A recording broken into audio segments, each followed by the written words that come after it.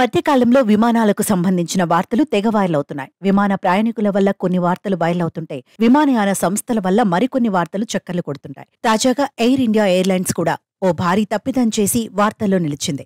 Airline మాజీ ఉద్యోగి ఒకరు ఈ ఎయిర్ ఇండియా సంస్థపై ఒక ఫిర్యాదు చేశారు. అత్యవసర ఆక్సిజన్ సరఫరా కోసం తప్పనిసరి ఏర్పాట్లు లేకుండానే బోయింగ్ 777 విమానాన్ని యుఎస్కు నడిపిందని ఆయన తన ఫిర్యాదులో పేర్కొన్నారు. ఈ ఫిర్యాదు మేరకు రంగంలోకి దిగిన డీజీసీఏ విచారణ చేపట్టింది.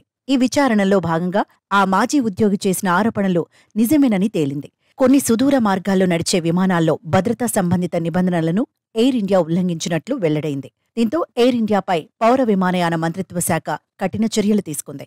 ఆ ఎయిర్లైన్స్కు 1.10 కోట్ల జరిమానా విధించింది. ఎయిర్ ఇండియా విమానయాన సంస్థ నిబంధనలను పాటించలేదని తమ దర్యాప్తులో తేలిందని డీజీసీఏ తెలిపింది. తాము చర్యలు తీసుకోవడానికి ముందు ఆ సంస్థకు షోకాజ్ నోటీసులు జారీ చేశామని, అందుకు ఆ ఎయిర్లైన్స్ ఇచ్చిన సమాధానాన్ని డీజీసీఏ విశ్లేషించిందని ఆ ప్రకటనలో పేర్కొంది. ఈ భద్రతా ఉల్లంఘన ఆ ఎయిర్లైన్స్ లీజుకు తీసుకున్న బోయింగ్ 777 విమానాలకు సంబంధించిందిగా స్పష్టం చేసింది. లీజుకు తీసుకున్న ఈ విమానాల నిర్వహణ పనితీరు పరిమితులకు అనుగుణంగా లేదని, అందుకే ఈ కఠిన చర్యలు చేపట్టాల్సి వచ్చిందని డీజీసీఏ క్లారిటీ ఇచ్చింది. ఏదేమైనా తమ కస్టమర్లకు మెరుగైన సురక్షితమైన సేవలు అందించాల్సిన విమానయాన సంస్థలు అప్పుడప్పుడు నిర్లక్ష్యంగా వ్యవహరిస్తుండడం ఆందోళన కలిగిస్తున్న విషయం. ప్రయాణానికి ముందు తీసుకోవాల్సిన కనీస జాగ్రత్తలను బేఖాతరు చేయడమనేది పెను ప్రమాదానికి దారితీయవచ్చు.